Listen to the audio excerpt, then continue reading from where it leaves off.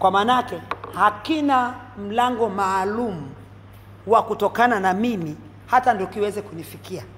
Kitanifikia kwa sababu malango ya ufalme katika ulimwengu wa roho yako wazi kwa ajili yangu daima.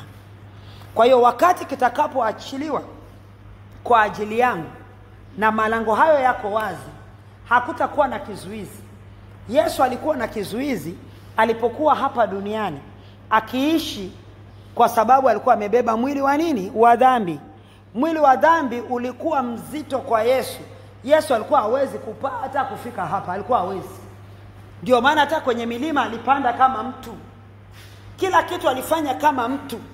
Kwa hiyo aliishi kwa kubebwa na nguvu ambayo ilikuwa inambeba mwanadamu yeyote aliyekuwa anaishi. Lakini baada ya malango yale, mamlaka ya ufalme yalipofunguliwa kwa ajili yake, alikuwa ameshahama kwenye ulimwengu, na kilichomhamisha huko ni kile kifo ambacho kilifanyika kuua ile dhambi ambayo ndio ilikuwa inamshikilia. Kwa maana na kwangu mimi niweze kuishi katika mamlaka hiyo itakao kuwa inadumu kwangu daima milele ikiwa iko wazi, lazima kile ambacho ni kizuizi kife. Yani nataka sitaki kife. Hatuwezi kuenda mahali kama kitakuwa kimebeba uhai. Na ili basi kinapokuwa kimebeba uhai, ina maana nimeanzia mbali sana kufundisha hili somo. Ina maana kwamba ile roho ya giza ile aliyosema mwanzoni kwenye sura ya kwanza mstari wa kwanza, ile roho ya giza ambayo inatoka ndani ya moyo wa shetani, kama vile ile Roho Mtakatifu, roho ya Mungu aliyetoka ndani ya Mungu mwenyewe akatuachilia sisi, ambaye kupitia Roho Mtakatifu mimi nakuwa mtakatifu. Akikaa ndani yangu ndio nakuwa mtakatifu. Na hiyo roho ovu, roho chafu, roho inayokaa ndani ya shetani ikikaa ndani yangu, lazima nitawaza vibaya. Nataka sitaki, naelewa sielewi. Hata kama sielewi kama ninachowaza ni vibaya, ili mradi ile roho yakaa ndani yangu, nitawaza vibaya. Sijatenda, nitawaza vibaya. Na hizo ndo zile dhambi ambazo zinazungumziwa. Kuna dhambi za kutenda na dhambi za mawazo. Hizi dhambi za mawazo jamani, zinamaliza kanisa. Na hazizungumziwi, haziambiwi, hazisemwi. Kwa hiyo tumebaki kuwa wanafiki ndani ya kanisa, tukicheka na tabasamu la mdomoni lililofichwa na kinywa, lakini mioyo yetu imebebwa na giza. Hata kuruhusu sasa zile giza ambazo tumesema ndio matendo, vile vitu sasa vya shetani vyapata makao, vyakaa ndani yangu, na vinapokaa ndani yangu inakuwa sehemu ya maisha yangu. Kwa hiyo mimi kuchukia kwangu naona ni kawaida, ndio maisha, ameniuzi. Si kweli. Hiyo kuchukia tu lazima uidhibiti. Hasira lazima uidhibiti. Sijui nini lazima uidhibiti. Kwa havionekani nje. Sasa hiyo ni kazi ambayo mimi lazima nifahamu kwamba nina kazi. Usifunge na kuomba kumwambia Mungu, nimeona kama moyo wangu nimeanza kushikwa na tamaa ya mwilini. Kumbe una dhambi zaidi ya hiyo unayoiombea kila siku, kwa sababu zinakaa ndani yako na wewe ujue. Sasa hapa tumeona kwamba Yesu aliteswa nje ya lango, na aliteswa huko nje kwa sababu ilikuwa ni desturi, na yeye alikuwa ametambulika hivyo, na ndivyo alivyokuwa wakati huo, kwa sababu alikuwa amebeba dhambi zetu. Lakini tumeona haikuwa sehemu yetu hiyo, na ndio maana sasa tunaona ndio kwa sababu alikuja. Kwa hiyo mimi kuinkaa kwenye mateso hayo nje ya lango sio sehemu yangu. Lakini pia kwa sehemu ya pili, kwa nini Yesu alisulubiwa? Nasema kuteswa, lakini alisulubiwa nje ya lango. Yesu alisulubiwa nje ya lango kwa sababu alifanyika kuwa sadaka. Dhabihu ndio lugha nzuri. Dhabihu kwa ajili ya watu wake. Alifanyika kuwa dhabihu kwa ajili ya watu wake kupitia damu yake. Alifanyika kuwa dhabihu kwa watu wake kupitia damu yake.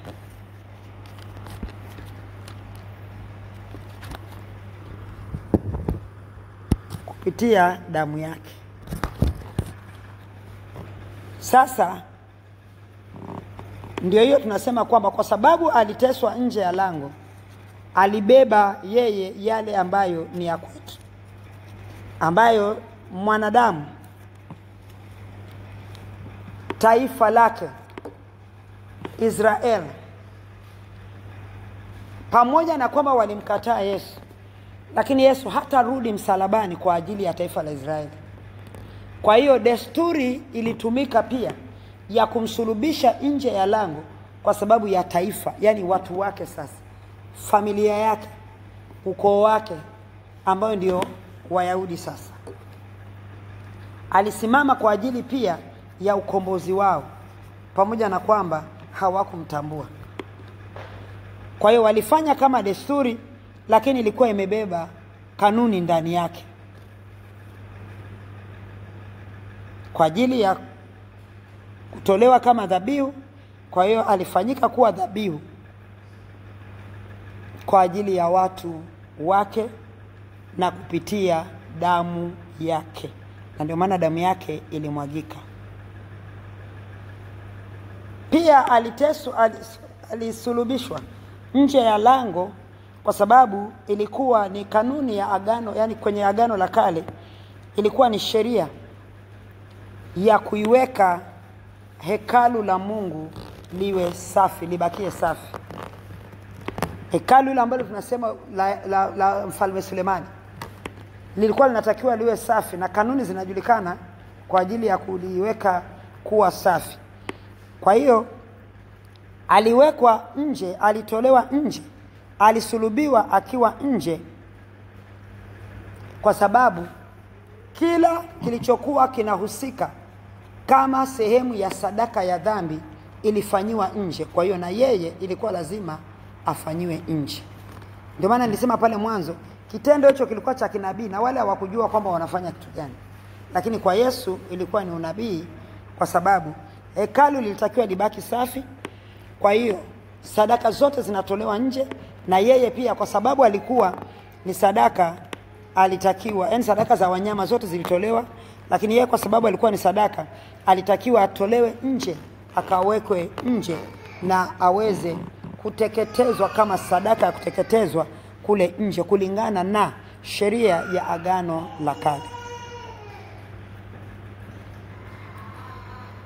Sheria ya agano la kale na nabii ama yani yale maneno yalikuwa yanatolewa, kanuni zilizokuwa zinatolewa zilitakiwa afanyike hivyo. Ila waliokuwa wanafanya hivyo hawakujua wao wanafanya nini. Hawakujua. Kwa hiyo alitolewa hivyo.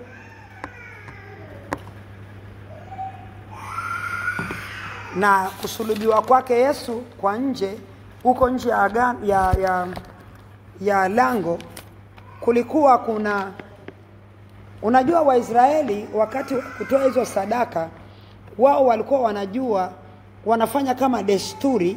Kwa hiyo ilikuwa ni kama matambiko vile, ni walikuwa imekaa kwenye hesabu ya, nikisema matambiko si mnajua mambo ya kimila. Kwa hiyo ilikuwa ni mila yao kufanya hivyo. Kwa hiyo kwa Yesu Kristo ilifanyika hivyo pia kama sehemu ya mila, lakini sivyo. Ndio maana walimtoa nje, lakini ilikuwa ni unabii bado ukiwa unatenda kazi bila wao kujua kwamba ni ujabii. Lakini pia Yesu alionekana kama vile ametupwa, ametengwa, kwa sababu walimkataa. Kwa hiyo kule walikompeleka waliona ndio sehemu yake, kwa sababu waliona sio wa kwao, sio wa kwao. Lakini walivyofanya vile, ile kitendo cha wao kumtupa ndio kilikuwa ni kitendo cha kufungua milango. Sasa umeona, kilikuwa ndio kitendo cha kufungua milango kwa ajili ya wengi, ambapo sasa tunazungumza habari ya ulimwengu. Sasa fungua milango kwa ajili ya watu wengi, ulimwengu mzima, kuweza kumfikia Mungu.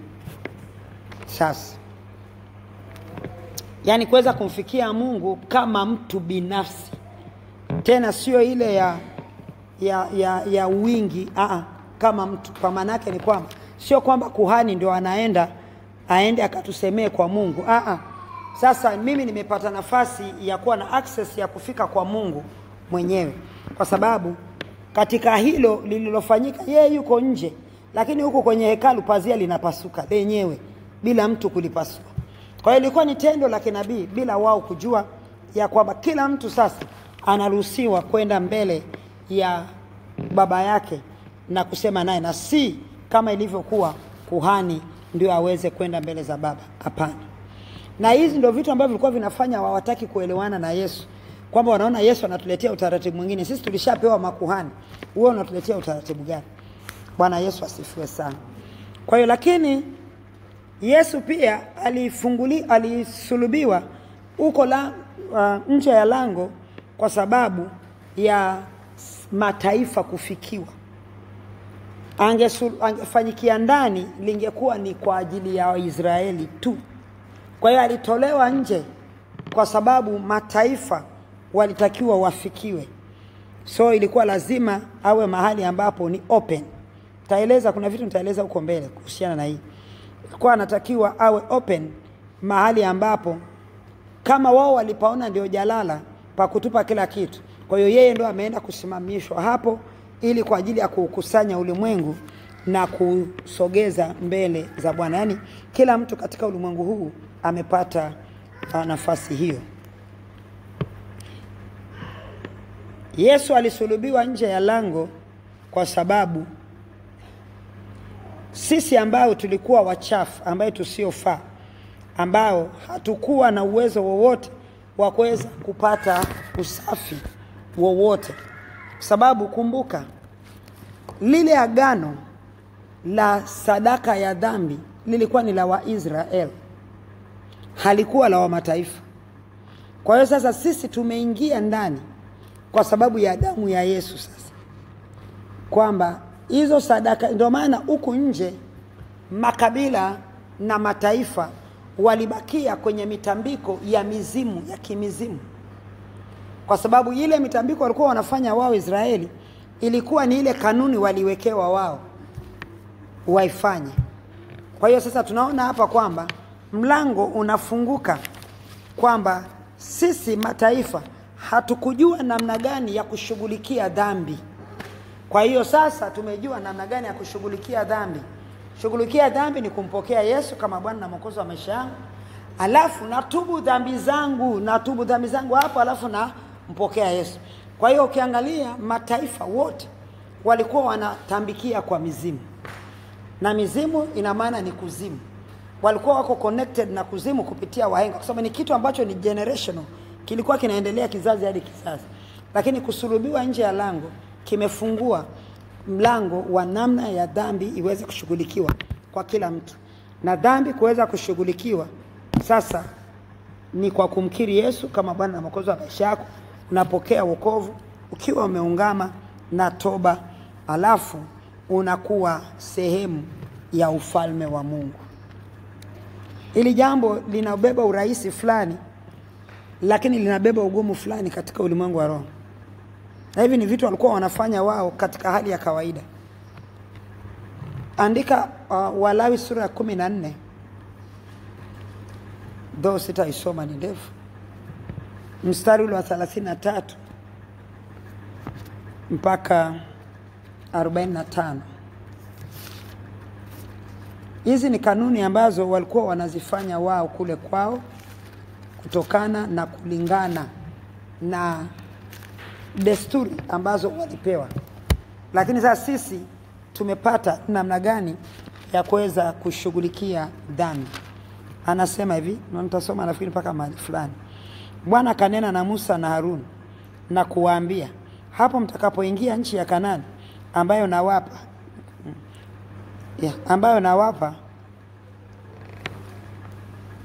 mtakapoingia nchi ya Kanaani ambayo nawapa kuwa ni milki yenu, nami nitakapolitia pigo la ukoma katika nyumba ya nchi hiyo ya milki yenu. Kwa manake kuna mtu amekosea, pigo la ukoma linapiga, Mungu amekasirika. Kwa hiyo anashughulika na hao watu kwenye nyumba hiyo. Asema ndipo mwenye nyumba hiyo atakwenda na kumwambia kuhani akisema, naona mimi ya kwamba pana kama pigo katika nyumba yangu, ndipo kuhani ataagiza kwamba watoe vyote vilivyomo nyumbani mbele ya kuhani hajaingia ndani kuliangalia hilo pigo.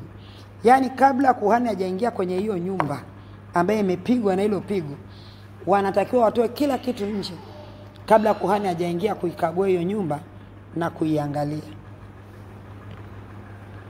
Kwa hiyo anasema naye ataliangalia hilo pigo, na tazama, likiwa pigo limo ndani ya kuta za nyumba, nalo lina mashimo rangi ya majani au mekundu, na kuonekana kuingia ndani kuliko huo ukuta, ndipo kuhani atatoka kwa nyumba hiyo mpaka malangoni pa nyumba na kuifunga hiyo nyumba muda wa siku 7.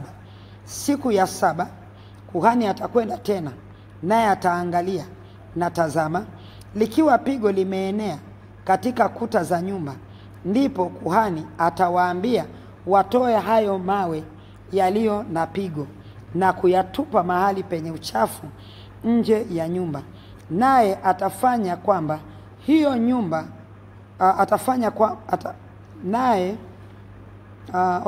kwamba hiyo nyumba ikwangue ndani pande zote, na chokaa watakayokwangua wataimwaga nje ya mji mahali palipo na uchafu. Kisha watatoa mawe mengine na kuyatia mahali pa mawe hayo. Naye atatoa chokaa nyingine na kuipaka chokaa hiyo nyumba. Na kama hilo pigo likirudi tena na kutokea ndani ya nyumba baada ya yeye kuyatoa hayo mawe, na baada ya kukwangua nyumba, na baada ya kupakwa chochote, ndipo kuhani ataingia ndani na kuangalia, na tazama, ikiwa pigo limeenea ndani ya hiyo nyumba, ni ukoma unaokula hiyo nyumba, ni katika unajisi, naye ataibomoa nyumba, mawe yake na miti yake na chokaa yote na hiyo nyumba, naye atavichukua vyote nje ya mji hata mahali palipo na uchafu. Tena mtu atakayeingia, wacha tu nibaki hapo kwenye 45. Unaona sasa, hebu angalia hizi kanuni ambazo zilikuwa ngumu na nzito kwa taifa la Israeli. Watu wametenda dhambi, udhihirisho wa kwamba kuna dhambi hapa. Nyumba nzima mtakuja asubuhi mnakuta kumekuwa na fungus za kijani kama hizo zinazoonekana huko nje, zimetanda huko ndani, nyekundu zimetanda huko ndani. Yaani kuna rangi kumevimba. Ni kama vile kuna futuka. Alafu sasa watu wanajua kwamba hapa kuna dhambi. Yaani dhambi ilikuwa inaonekana nje. Kwamba wakijulikana, yaani ili ujue nyumba fulani na dhambi, ni muonekano ambao umeonekana. Sasa hii ni muonekano mmoja. Ndio sasa anaitwa kuhani, ndio aje akafanya. Maana hakuna mtu anayeweza kuondoa dhambi isipokuwa ni kuhani.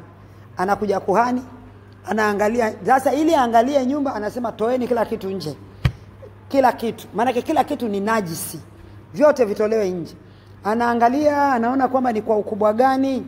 Alafu kama anaomba atafanya nini? Wataondoka ataondoka. Akirudi watafunga hiyo nyumba. So wametoa vitu nje. Maana hakuna anayeruhusiwa kukaa hapo. Atakaa siku 7 akija. Kama haijaondoka, ina maana ile dhambi haijatakaswa. Ndio maana ule ukungu umekataa kuondoka. Anafungua ile nyumba. Wanakwangua sasa ule ukungu wote, hiyo ambayo ndio wanaita ni ukoma. Wanakwangua, wakisha maliza wanatoa nacho kila kitu kinatoka. Alafu wanatengeneza lile eneo kwa upya. Kama ni mawe kuweka, maana inategemea imelika kwa namna gani. Kama ni mawe kurudishia, ndio wanarudishia, alafu wanapiga plaster, kama vile tunavyotengeneza nyumba haya, kama ni rangi haya, anaondoka zake. Tena akirudi na bado fungus imekula na hiyo tena, wanajua hapa pana dhambi nzito hapa. Kwa hiyo kitu cha kufanya, hawa watu wanatakiwa waondolewe hapa. Kwa hiyo ndio wanabomoa ile nyumba. Nyumba inabomolewa, yale makao yanakufa, wanaondoka na kwenda mahali kwingine. Hakuna makao tena. Ama inabomolewa ile nyumba, alafu wajenge tena kwa upya. Sasa wakibomoa ile nyumba, maana point yangu iko hapa. Ile nyumba ikisha bomolewa, ile ni laana. Nyumba imebomolewa haipo tena. lakini ule udongo wake, chochote sio matofali, kila kitu ni laana. Kwa hiyo sasa hakuna mtu anaweza kuja akachukua akasema akafanyie kitu, na haiwezi kubaki hapo ndani kwa sababu ni uchafu, ni chukizo mbele za Mungu. Kwa hiyo inabidi wakusanye, watoe kila kitu, wanapeleka huko mahali Yesu alisulubiwa, huko mahali Golgotha kunakoitwa, wanasema kwenye fuvu, wanapeleka kule. Kwa manake tunakata, tunatenganisha. Sasa ikibaki hapa itaendelea kutafuna, kwa hiyo tunatupa, tunapelekea shetani huko, tunatoa kule nje. Sasa hiyo ndio namna walikuwa wanashughulikia dhambi.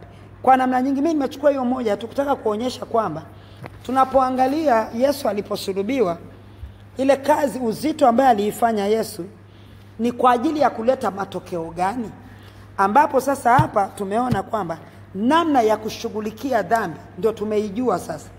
Angalia namna walikuwa wanashughulikia uovu, ilikuwa ni kazi.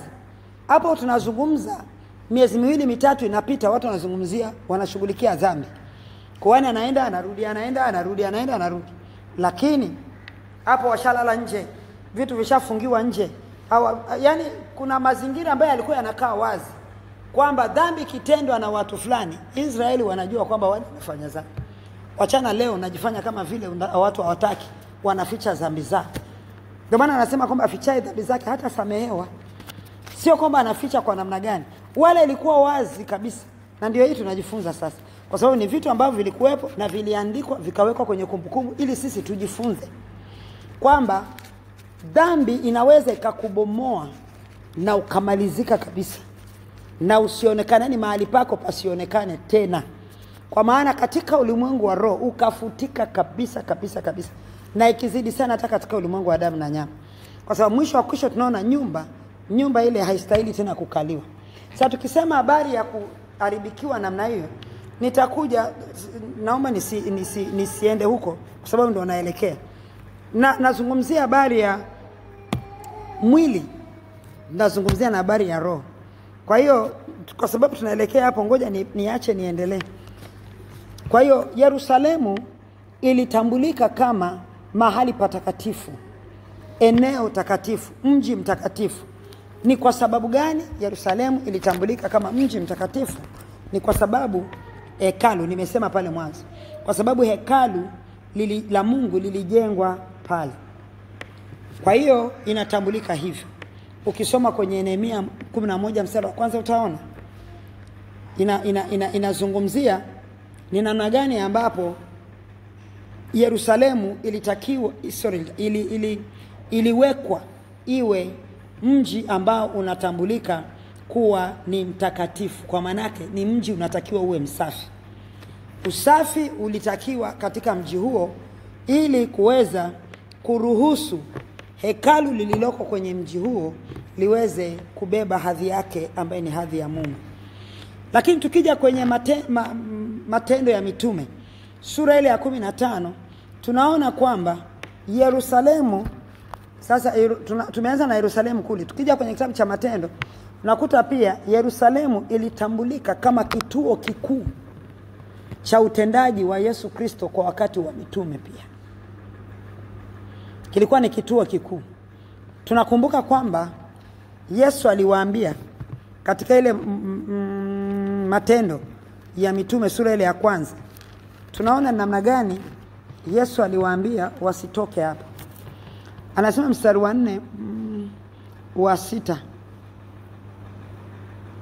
basi walipokutanika wakamuuliza wakisema, je, Bwana, wakati huu ndio unapowarudishia Israeli ufalme? Akawaambia, si kazi yenu kujua nyakati wala majira Baba aliyoweka katika mamlaka yake mwenyewe, lakini mtapokea nguvu akiisha kuwajilia juu yenu Roho Mtakatifu. Ninyi mtakuwa mashahidi wangu katika Yerusalemu, ambaye ndio kituo cha kwanza ambacho ndio kilikuja kusimama kama makao makuu. Na kule juu unaona mstari wa 4 anasema Yesu alipokutana nao akawa nao, aliwaagiza wasiondoke Yerusalemu. Manake ni eneo ambalo walitakiwa wakae, kwa sababu kuna kazi na kuna vitu ambavyo yeye alitaka kuvifanya kwao, lakini haviwezi kufanyikia mahali pengine isipokuwa Yerusalemu. Kwa sababu Yerusalemu kama Yerusalemu ilitambulika hivyo kwamba ni mji mtakatifu. Sasa sio mji mtakatifu kama tunavyoutambua sisi sasa, kwa kusema kwamba ni mji mtakatifu kwa sababu ni Yerusalemu kwa Israeli, kwa sababu ni mji mkuu wa Israeli. Utambuzi wake wa sura hiyo ya utakatifu ulikuwa haukubeba ama haubebi maana yetu. Hata wakati Yesu anawaambia pale Yerusalemu ndio pawe, wasitoke hapo mpaka watakapojiliwa ama watakapo ile nguvu ya Roho Mtakatifu itakapokuwa imewajilia, kwamba kwa lugha nyepesi nitasema alikuwa anawaambia, angalieni msianze kuyumba, miili yenu isichukue nafasi mkajikuta mmetoka. Maana mkisha toka katika kile ambacho mimi nimekiwekeza ndani yenu kitapoteza thamani. Kwa hiyo sasa akawa amewapa hiyo kama vile kuwashikia mahali hapo. Sasa ukisoma Isaya 52,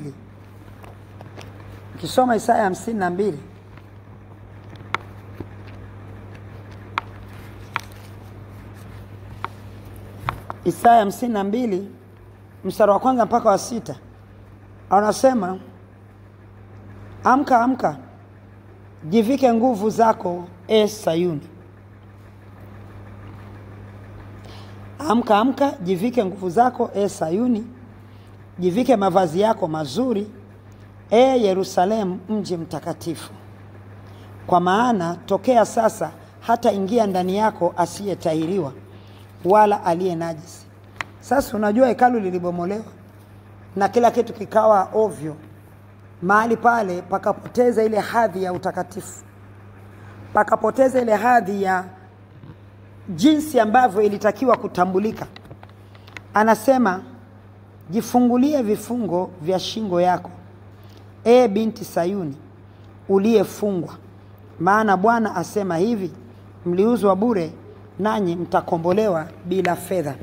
Maana Bwana Mungu asema hivi, watu wangu hapo kwanza walishuka Misri ili wakae huko hali ya ugeni, na Mwashuri akawaonea bila sababu. Basi sasa nafanya nini hapa?